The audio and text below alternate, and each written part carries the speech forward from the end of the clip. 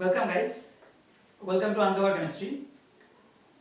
आज हम लोग सीएफटी के ऊपर ही उसका जो कंटिन्यूएशन हो रहा है हम लोग का आज का क्लास में हम लोग पढ़ेंगे कैसे क्रिस्टल फील्ड स्प्लिटिंग होता है टेट्राहेड्रल कॉम्प्लेक्स के ऊपर।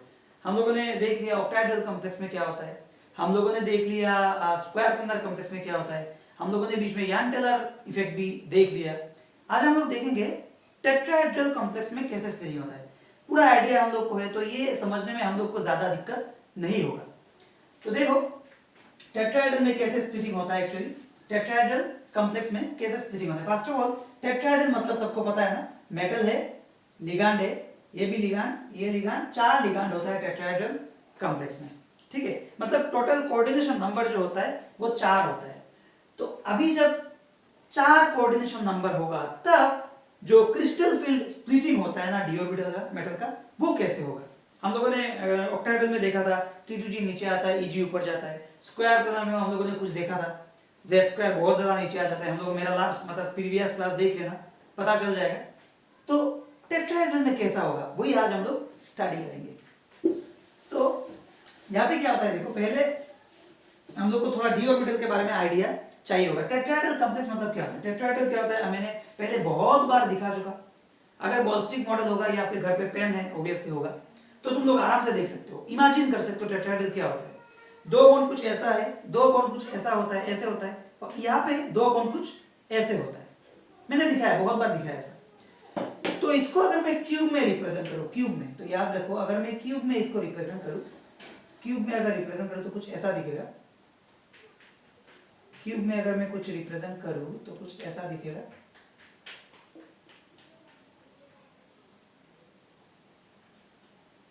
ऐसा दिखेगा। पकड़ लो, सेंटर में मेटल है, तो अगर इस कॉर्नर में एक लिगांड है, इस कॉर्नर में एक लिगांड है, 2 लिगांड, सेंटर में मेटल है, ये मेटल है, तो इस कॉर्नर में एक लिगांड होगा और इस कॉर्नर में एक लिगांड होगा।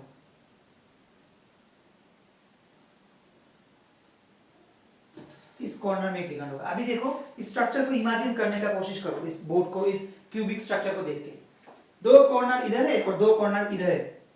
याद रखना ये 2 कॉर्नर होता तो एक ही प्लेन में हो जाता, ये 2 अलग अलग प्लेन है, इसलिए मैंने ये स्ट्रक्चर, ये क्यूब ड्रॉ किया। तो इसको समझने के लिए मैं तुम लोग को यहाँ पे एक और क्यूब ड्रॉ करता हूँ। ये क्यूब नहीं, क्या हो रहा है, ट्रेपेजियम हो गया। ओके, तो इसको तुम लोग अपने हिसाब से ड्रॉ कर सकते हो, ऐसा कुछ। तो इसका अगर ये डायरेक्शन x होगा, ये पकड़ लो z है, और ये पकड़ लो y है, कोई भी रैंडम डायरेक्शन पकड़ सकते हो। तो अभी मैं ये क्यों दिखा रहा हूं, मैं तुम लोगों को डी ऑर्बिटल दिखाना चाहता हूं मैं एक्चुअली। अभी देखो d जो z² है, dz² कैसे दिखता है, dz² ऑर्बिटल कैसे दिखता है, सबको पता है। लेकिन जिन लोगों को थोड़ा कंफ्यूजन है, ये उन लोगों के लिए है स्पेसिफिकली। अगर ऑर्बिटल समझने में किसी को दिक्कत होता है तो उन लोगों के लिए है। तो ये जो है z, तो z जो ऑर्बिटल है तो कुछ इस तरह होगा, z² d z² कुछ इस तरह होगा, क्योंकि z एक्सिस में पूरा देखो ये dz² ऑर्बिटल है। क्लियर। dx² - y² कैसे होगा देखने में, dx² - y² कुछ ऐसे होगा, देखो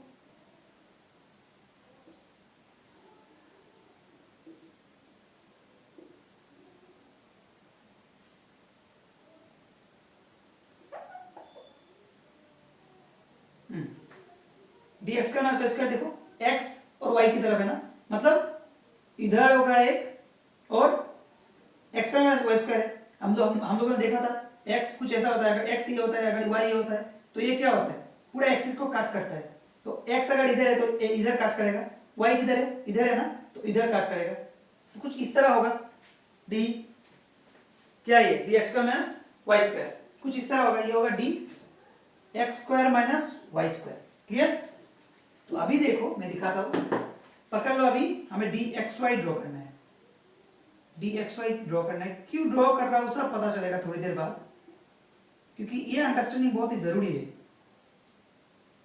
मुझे पता है बहुत लोगों को ये मतलब जो ये जो एज्यूम नहीं कर पाते स्टूडेंट्स लोग कैसा होता है ऑर्बिटल एक्चुअली। तो अभी आएगा dxy पकड़ो। xy मतलब क्या है, xy मतलब कुछ ऐसा होता है, अगर ये x है, अगर ये y है, बीच में कुछ ऑर्बिटल आता है, मैंने दिखाया था कुछ ऐसा।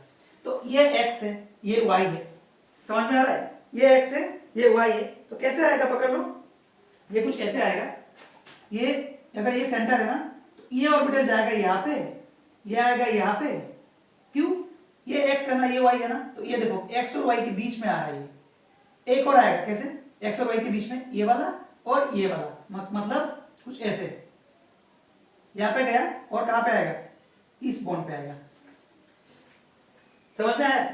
तो ये गया dxy बॉन्ड। अभी हम लोग को अच्छे से समझो इसको, अभी हम लोग को ड्रॉ करना है dyz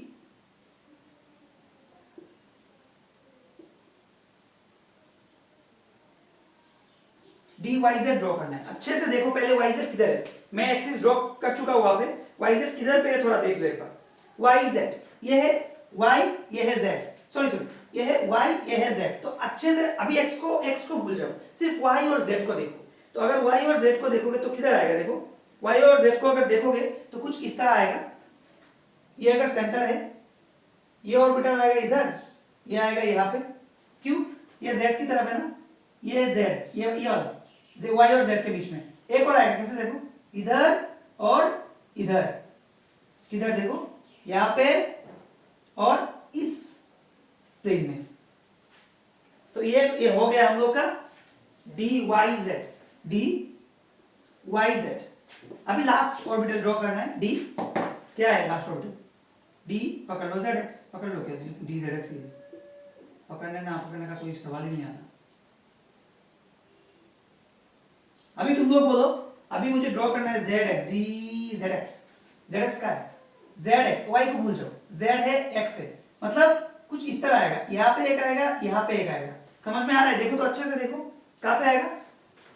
इस दो ऑर्बिटल पे देखो, यहाँ पे एक आएगा, यहाँ पे एक आएगा, मतलब अगर ये सेंटर है, यहाँ पे एक आएगा, यहाँ पे एक आएगा, यहाँ पे एक आएगा और यहाँ पे एक आएगा, यहाँ पे एक आएगा। क्लियर है ये? और दूसरा एक्सिस कहाँ पे आएगा? दूसरा एक्सिस ऑब्वियसली इसमें आएगा और इसमें आएगा, zx है ना, zx है, y प्लेन में नहीं जाएगा। तो ये गया हम लोग का ऑर्बिटल का शेप। ऑर्बिटल का शेप कैसे? देखो z स्क्वायर और x square minus y square क्या है, xy क्या है, yz क्या है, zx क्या है। तो इसको अच्छे से देखो, ये कोई भी ऑर्बिटल टेट्राहेड्रल बॉन्ड को देखो, हम लोगों ने देखा था ऑक्टाहेड्रल में क्या होता है, लिगांड जो है ईजी ऑर्बिटल की तरफ डायरेक्ट करता है, ईजी ऑर्बिटल एक्सियल है, देखो तो लिगांड इस तरफ ही आता है तो अच्छे से बॉन्ड करता है। यहाँ पे 4 लिगांड होता है, यहाँ पे 2 लिगांड होता है, तो ऑक्टाहेड्रल स्ट्रक्चर, 4 लिगांड एक ही प्लेन में आता है और 2 लिगांड एक्सियल बॉन्ड में आता है, ऐसे z स्क्वायर का, तो ऑक्टाहेड्रल बन जाता है। स्क्वायर ऑर्बिटल का मैं अभी नहीं जा रहा हूँ, पता है तुम लोगों को क्या होता है, सिर्फ ये रहता है स्क्वायर ऑर्बिटल का, z नहीं रहता है क्योंकि z में लिगांड इनफाइनाइट डिस्टेंस में चला जाता है। लेकिन टेट्राहेड्रल में क्या हो रहा है? टेट्राहेड्रल में को out of this 5 orbital ligand कौन सा ऑर्बिटल के साथ सबसे ज्यादा इंटरेक्ट कर रहा है? अच्छे से देखो, कोई भी ऑर्बिटल लिगांड का अप्रोचिंग डायरेक्शन के साथ मैच नहीं कर रहा है। लिगांड इधर से अप्रोच किया, इधर से अप्रोच किया, इधर से अप्रोच किया, इधर से अप्रोच किया, कोई भी एक ऑर्बिटल भी ये 4 डायरेक्शन में नहीं है। वही प्रॉब्लम है यहाँ पे। मतलब क्या है? मतलब टेट्राहेड्रल में हम लोग बोल सकते हैं लिगांड कोई भी ऑर्बिटल के साथ बहुत ज्यादा इंटरेक्शन नहीं करता, इसलिए मैंने ये ड्रॉ कराया, नहीं तो तुम लोगों को समझ नहीं आता क्यों नहीं करता। तो क्या होता है, देखा गया जो ईजी ऑर्बिटल मतलब ये और ये मेटल एंड लिगांड, जो अप्रोचिंग लिगांड होता है उसके बीच जो एंगल है वो half of the tetrahedral angle है, वो half of the tetrahedral angle है, half of the tetrahedral angle, वो पकड़ लो 54.44 ऐसा कुछ आता है, half of the tetrahedral angle है। और T2G मेटल एंड लिगांड के बीच जो एंगल आता है वो 35.16 और 15 ऐसा कुछ आता है एंगल। तो अभी एंगल देख के हम लोग बोल सकते हैं लिगांड कौन सा टाइप का ऑर्बिटल के साथ ज्यादा क्लोज है। ऑब्वियसली T2G के साथ, कोई किसी के साथ भी बहुत ही अच्छा इंटरेक्ट नहीं कर रहा है, लेकिन अभी हम लोग को देखना है किसका ज्यादा क्लोज है। तो ये एंगल बोल के दे रहा है लिगांड T2G के सामने ज्यादा क्लोज है। मतलब क्या हो रहा है, जब टेट्राहेड्रल बॉन्ड करेगा बीवीटी से पता चल जाएगा हाइब्रिडाइजेशन क्या है। सब एक्चुअली क्या है, ये सब कांसेप्ट है ना, बीवीटी, सीएफटी, एलएफटी सब मिला के एक होता है। सब जब मिल जाएगा तब हम लोग को एक क्लियर पिक्चर मिल जाएगा एक कोऑर्डिनेशन पेयर के बारे में। अनटिल अनलेस हम लोग को इतना थोड़ा बहुत कंफ्यूजन रह जाएगा।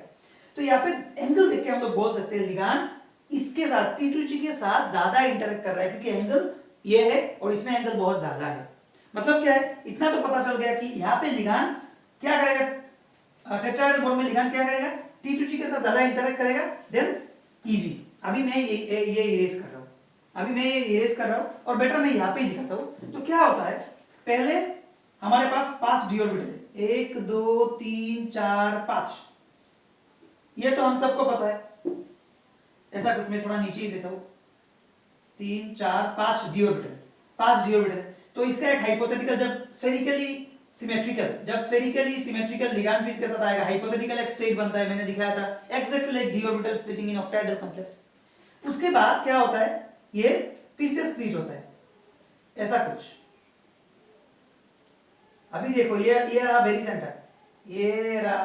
सेंटर, अभी इसमें देखो यहाँ पे थोड़ा डिफरेंट हो गया, EG आ गया नीचे, T2G गया ऊपर, लेकिन ऑक्टाहेड्रल में क्या था, EG था ऊपर, T2G था नीचे। मतलब ये ट्रिपली डिजेनरेटेड, ये सब डिजेनरेट ऑर्बिटल है, एक ही लेवल में है। ये हाइपोथेटिकल डिजेनरेट ऑर्बिटल है, ये है हम लोगों का T2G ट्रिपली डिजेनरेट, ये डबली डिजेनरेट। तो ऐसा क्यों हो रहा है, क्योंकि पता है हम लोगों ने देखा था वहां पे ऑक्टाहेड्रल में T2G नीचे था, EG ऊपर था। क्यों, EG के साथ ज्यादा इंटरेक्ट कर रहा था लिगांड, क्योंकि एक्सिस की तरफ मूव कर रहा था। यहाँ पे टेट्राहेड्रल में ठीक उल्टा हो रहा है, यहाँ पे T2G के साथ लिगांड ज्यादा इंटरेक्ट कर रहा है। मतलब T2G के साथ अगर लिगांड ज्यादा इंटरेक्ट कर रहा है तो ज्यादा रिपल्शन होगा, तो एनर्जी T2G का हाई हो गया, EG का लो हो गया। क्यों T2G के साथ कर रहा है, हम लोगों ने देखा ना EG ना T2G के साथ अच्छा अट्रैक्शन या फिर रिपल्शन हो रहा है, क्योंकि कोई मतलब लिगांड टोटली डिफरेंट डायरेक्शन से आ रहा है, कोई भी स्ट्रक्चर के साथ मैच नहीं हो रहा है लिगांड का डायरेक्शन।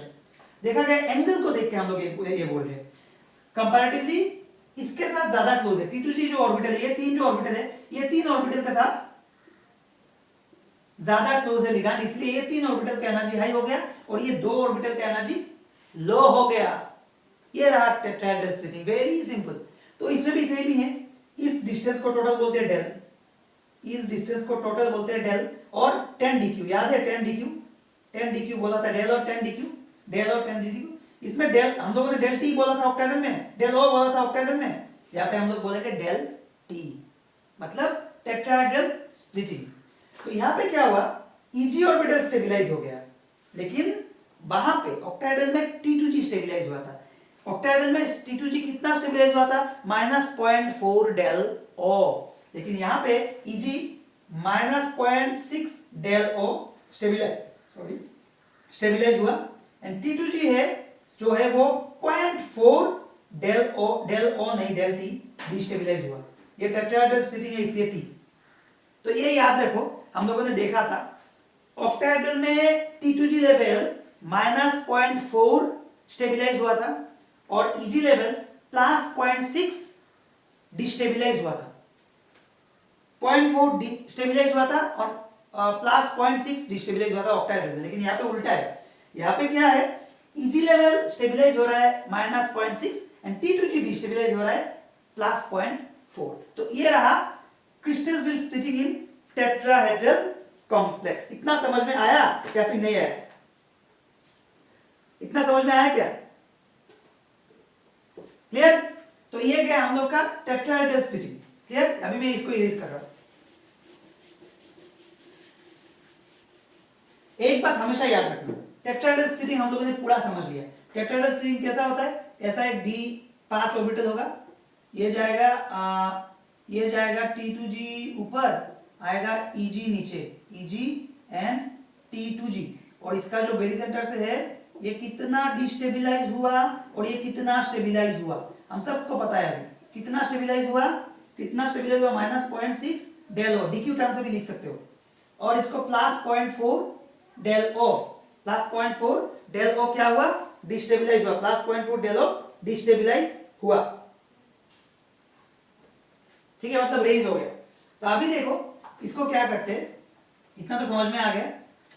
अभी हम लोग देखेंगे मैग्नीट्यूड ऑफ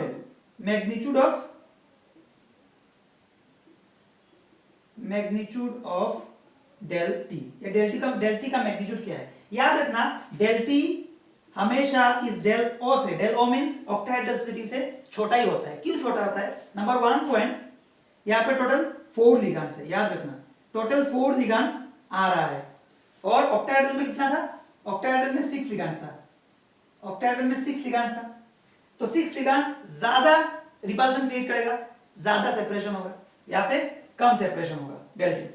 नंबर 2, ये जो 4 लिगैंड्स आ रहा है, ये 4 लिगैंड किसी भी ऑर्बिटल के साथ इंटरेक्ट नहीं कर रहा है। 4 ligands do not interact properly with any of the ligand, मतलब 4 ligands do not interact properly with any of the ligand, नहीं, with any of the d orbital, with any of the d orbital।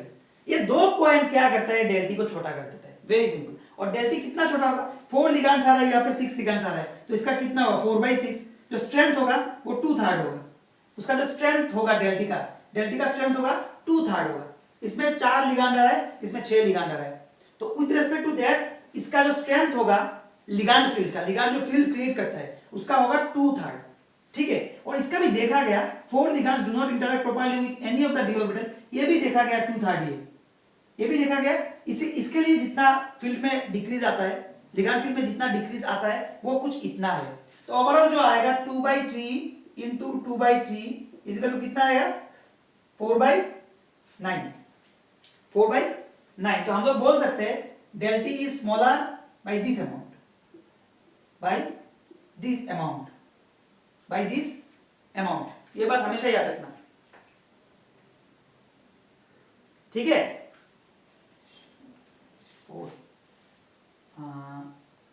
Okay clear.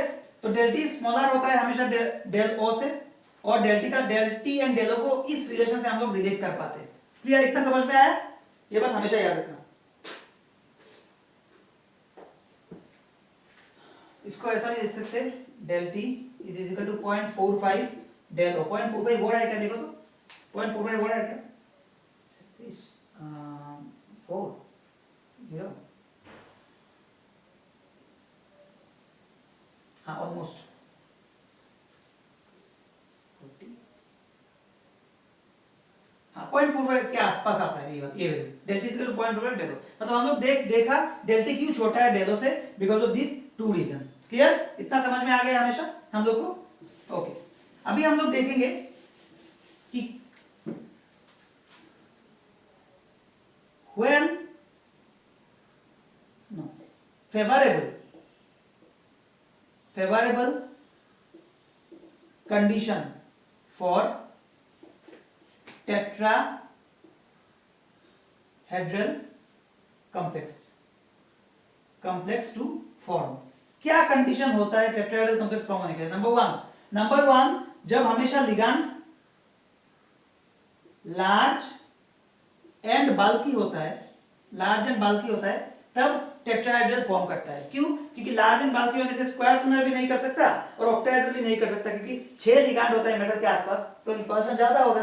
और tetrahedral में 4 ligand होता है और square प्लनर में भी 4 होता है, लेकिन हम लोगों ने देखा स्क्वायर प्लनर में एक प्लेन में आता है और टेट्राहेड्रल में डिफरेंट प्लेन में रहता है, इसलिए रिपल्शन कम करने के लिए tetrahedral structure is the best possible structure.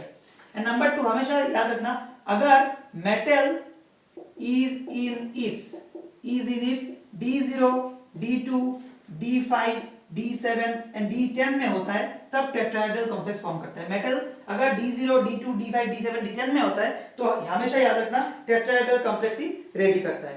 तो ये सब चीजें हम लोग को थोड़ा याद रखना होगा। तो इसका एक एग्जांपल मैं देता हूं, TiCl4 जिसका मेटल D0 स्टेट में है, MnO4 माइनस KMnO4 इसका D कितना है, D0 स्टेट में है, क्योंकि Mn +7 में है शायद, और इसका +4 में है शायद, +4 में है क्या, yes D0, scandium titanium, yes D0 means +4 state में है यहाँ पे। एक और एग्जांपल मैं दिखाता हूँ, COCl4 2 minus, COCl4 2 minus means यहाँ पे +2 स्टेट में है कोबाल्ट अगर +2 स्टेट में होता है ये D7 कॉन्फ़िगरेशन में आता है, D7 और D0। ऐसे D2, D5, D10 बहुत सारा कॉम्प्लेक्स मिलेगा, तो ये सब हम लोग देखेंगे Aahista Aahista.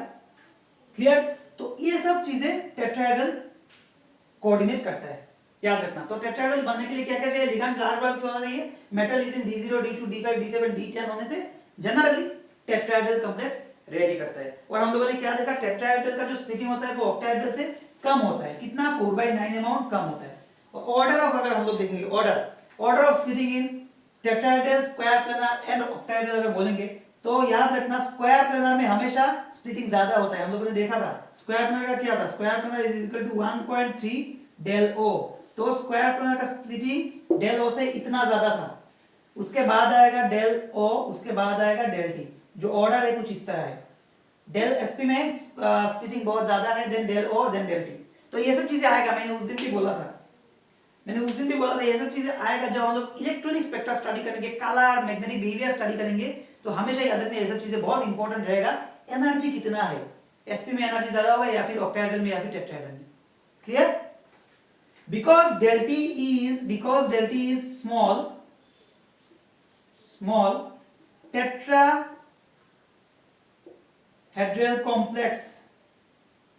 complex form always high spin complex even with strong ligand होने से भी tetrahedral complexes high spin complex ready करता है, लो स्पिन नहीं। याद है ना लो स्पिन हाई स्पिन क्या है, लो स्पिन हाई स्पिन देख लेना क्या है, मैंने दिखाया था प्रीवियस क्लासेस में। तो हाई स्पिन कॉम्प्लेक्स करता है, क्यों, इसमें डेल बहुत छोटा होता है, इसमें डेल बहुत छोटा होता है, ये हमेशा पेयरिंग एनर्जी से छोटा ही होता है। क्या होता है, हमेशा ये पेयरिंग एनर्जी से ये छोटा होता है, पेयरिंग एनर्जी ज्यादा होता है, इसीलिए क्या होता है हमेशा ये हाई स्पिन ही करेगा, even with strong field ligand like CN बोलो, CO बोलो, पकड़ लो ऐसा, ये सब स्ट्रॉन्ग फील्ड लिगैंड के साथ भी ये हमेशा हाई स्पिन कॉम्प्लेक्स ही रेडी करेगा। तो समझ में आया, क्लियर पूरा, ओके।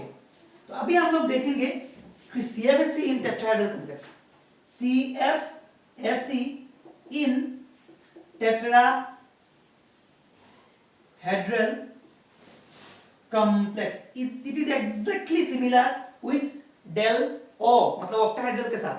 जस्ट यहाँ पे क्या होता है, यहाँ पे ये उल्टा हो जाता है और कुछ नहीं, यहाँ पे ये उल्टा हो जाता है। इसका फॉर्मूला क्या होगा, इसका फॉर्मूला कुछ ऐसा है, CFSE का फॉर्मूला जो है कुछ ऐसा है, सेम NEG आएगा, EG नीचे आ रहा है, NEG इंटू कितना है, माइनस कितना स्टेबिलाईज हुआ 0.6 plus NT2G into plus 0.4 del O। ये हमेशा याद रखना, इसमें पेयरिंग एनर्जी जरूरत नहीं है, पेयरिंग एनर्जी का जरूरत नहीं है क्योंकि इसमें पेयरिंग एनर्जी नहीं आता है, पेयरिंग एनर्जी इसमें नहीं होता है। तो पेयरिंग एनर्जी का इसमें कोई इलेक्ट्रॉन का पेयरिंग एनर्जी हम लोग को कैलकुलेट नहीं करना है टेट्राहेड्रल में। CFSE टेट्राहेड्रल का कुछ ऐसा फॉर्मूला है, तुम कुछ भी कॉम्प्लेक्स को इसको आराम से कैलकुलेट कर सकते हो। इसका एक और फॉर्मूला है, हमेशा याद रखना, अगर हम लोग को पता है this is equal to 0.45 del O, 0.45 del O, कुछ ऐसा कुछ इस तरह आता है। तो हमेशा क्या करते हैं, हमेशा हम लोग बहुत टाइम कंपेयर करने के लिए डेल T को डेल O में कन्वर्ट कर लेते हैं। तब हम लोग क्या करते हैं, हम लोग octahedral splitting and tetrahedral splitting को कंपेयर कर पाते हैं। तो तब ये फॉर्मूला थोड़ा चेंज हो जाएगा, याद रखना NEG is equal to minus 0.27 plus NT2G into plus 0.18 del O। ये फॉर्मूला हमेशा याद रखना, ये फॉर्मूला बहुत टाइम काम आएगा। CFSE किसका, टेट्राहेड्रल का CFSE कुछ ऐसा आता है। तो ये फॉर्मूला हमेशा याद रखना क्योंकि ये फॉर्मूला बहुत टाइम काम आएगा, ठीक है। तो ये जो फॉर्मूला से हम लोग आराम से किसी भी टेट्राहेड्रल कॉम्प्लेक्स का CFSE निकाल सकते हैं। इन जनरल हम लोग ये यूज करते हैं, लेकिन ये बहुत टाइम काम आएगा जब हम लोग टेट्राहेड्रल फील्ड है, ये टेट्राहेड्रल का है लेकिन क्या है ऑक्टाहेड्रल, मतलब इसका हम लोग ऑक्टाहेड्रल में कन्वर्ट कर लिया। देखो यहाँ पे टेट्राहेड्रल है, ये टेट्राहेड्रल है, लेकिन ऐसा जब होगा तब ये ऑक्टाहेड्रल हो जाएगा क्योंकि हम लोगों ने इसको मल्टीप्लाई कर दिया इस फॉर्मूला में, इसीलिए ऐसा कुछ आया, क्लियर। ओके, अभी हम लोग एक दो जस्ट कैलकुलेट कर लेंगे ताकि हम लोग को और कोई कंफ्यूजन ना रहे। जैसे मैं पकड़ लो D1 system, D1 system tetrahedral complex, तो मतलब ये होगा कुछ, ये रहा T2G, ये रहा Eg, तो इलेक्ट्रॉन यहाँ पे आएगा, तो इसका CFSE क्या होगा, CFSE टेट्राहेड्रल में हम लोग टेट्राहेड्रल में ही निकालेंगे, तो 1 इलेक्ट्रॉन 1 Eg में है, 1 ये क्या हुआ डेल T, अगर कहीं मैंने डेल O अगर टेट्राहेड्रल में कहीं पे अगर गलती से डेल O लिखा तो थोड़ा देखना दो, हमेशा ये डेल T, अगर टेट्राहेड्रल में डेल T होगा और डेल O होता है ऑक्टाहेड्रल में, ठीक है, तो ये 1 इंटू 1 इलेक्ट्रॉन Eg में, तो Eg कितना स्टेबलाइज हुआ -0.6, T2G में कोई इलेक्ट्रॉन नहीं है तो 0 हो गई, तो डेल T हो गई, तो कितना आया इसका आंसर 0.6 डेल T, तो ऐसे आएगा, very simple, very simple, clear. अगर इसको ऑक्टाहेड्रल फील्ड में कंपेयर करना है तो कैसे करेंगे, CFSE Eg में 1 इलेक्ट्रॉन है, तो हम लोग इसमें कितना से इंटू करेंगे, -0.27 से इंटू करेंगे, -0.27 से इंटू करके डेल O लिखेंगे यहाँ पे, तो जितना आएगा उसका वैल्यू इतना होगा, clear, we are not clear, ठीक है, तो इसका वैल्यू कितना आएगा -0.27 डेल O आ जाएगा, ओके, तो दोनों फॉर्मूला तुम लोग यूज कर सकते हो, कोई बात नहीं। अभी हम लोग एक देखते हैं, पकड़ लो यहाँ पे डी पकड़ लो 1 2 3 और डी 6 पकड़ लो, तो 1 2 3 4 5 6, तो इसका कितना आएगा देखो, CFSE कितना आएगा 3 इलेक्ट्रॉन Eg में, तो -0.6 प्लस ऊपर जाएगा, ऊपर कितना आ रहा है, ऊपर +4 होता है, 3 इलेक्ट्रॉन कितना है +4 स्टेबलाइज हुआ, +4 स्टेबलाइज हुआ, तो ये आएगा del value, no pairing energy जरूरत नहीं, तो -1.8 प्लस 1.2 डेल O, तो कितना स्टेबलाइज हुआ -0.6 है ना, यस -0.6 डेल O, -0.6 कितना हुआ -0.6 डेल O, तो डेल O क्या नहीं यहाँ पे डेल T होगा, क्योंकि हम लोगों ने टेट्राहेड्रल में कैलकुलेशन किया, ऑक्टाहेड्रल तब होता जब यहाँ पे 2 7 1 8 यूज करते हैं हम लोग, ये टेट्राहेड्रल है, ये एक्चुअली क्या है, हमेशा हम लोग डेल O में करते हैं ना, तो कभी कभी क्या होता है ये डेल O ही मिट जाता है, तो ये बात याद रखते हैं, तो गलती होता है बहुत टाइम, इवन मैं भी जब स्टूडेंट था तब भी कुछ ऐसा प्रॉब्लम हुआ था, इवन एग्जाम में भी हुआ था, डेल T के जगह पे मैं डेल O बिठा रहा हूँ, तो ये बात ध्यान देना हमेशा, ये कंफ्यूजन एक गलती कभी कभी हो जाता है, तो ऐसे हम लोग कोई भी कंपाउंड का निकाल सकते हैं, क्या वैल्यू हम लोग आराम से इसका वो निकाल सकते हैं, CFSE वैल्यू निकाल सकते हैं, क्लियर, कोई कंफ्यूजन है तो मुझे बोलो। और मैग्नेटिक मोमेंट का फॉर्मूला तुम लोगों को पता है कैसे, same formula n × n + 2, n × n + 2, तो D1 सिस्टम के लिए क्या होगा मैग्नेटिक मोमेंट, D1 सिस्टम के लिए 1 + 2 3 √3 आता है ना, तो अराउंड 1.73 बोर मैग्नेटन आएगा, तो मैग्नेटिक मोमेंट का कैलकुलेशन सेम ही आ रहा है, एकदम वो ऑक्टाहेड्रल की तरह ही, मैंने 1 लिया फॉर सिंपलिसिटी, 6 होने से मुझे कैलकुलेट करना पड़ेगा इसलिए मैंने 1 लिया, तुम लोग कर सकते हो कैलकुलेट, कोई टेंशन नहीं है। कलर जैसे ट्रांजिशन में कलर दिखाता था, टेट्राहेड्रल भी कलर दिखाता है, ऐसा नहीं कि नहीं दिखाता है, टेट्राहेड्रल कॉम्प्लेक्स भी इलेक्ट्रॉनिक स्पेक्ट्रा दिखाता है, तो वो सब डिपेंड करता है ये एनर्जी गैप के ऊपर, हमेशा याद रखना टेट्राहेड्रल का एनर्जी बहुत कम होता है, बहुत कम होता है। कभी ऐसा क्वेश्चन तुम लोग फेस कर सकते हो कि tetrahedral octahedral square planar complex दिया, उसका रेंज कौन सा वेवलेंथ का रेंज में उन लोगों ने एब्जॉर्ब किया, 3 वैल्यू दिया और बोलो तो कौन सा कंपाउंड कौन सा रेंज में एब्जॉर्ब करेगा, तो हमेशा याद रखना टेट्राहेड्रल लो एनर्जी एब्जॉर्ब करेगा, मतलब हाई वेवलेंथ, ऑक्टाहेड्रल क्या होगा उससे थोड़ा ज्यादा होगा, स्क्वायर प्लानर उससे भी ज्यादा होगा, मैंने पहले भी ये दिखाया था, स्क्वायर प्लानर सबसे ज्यादा होता है, उसके बाद ये आता है, उसके बाद ये आता है, ये हमेशा याद रखना, और एक दूसरे को हम लोग इजीली रिलेट कर पाते हैं, वो भी फॉर्मूला मैंने दिखाया, क्लियर। तो इतना ही टेट्राहेड्रल कॉम्प्लेक्स में, अगर कोई प्रॉब्लम मिले तुम लोग को मुझे शेयर करो, अगर मुझे कोई मिलता है मैं इसके ऊपर और क्लास लूंगा, तुम लोग मुझे बोलो, ठीक है, क्लास कैसा लगा मुझे बोलना, and thank you very much for watching this video, अच्छे से पढ़ो।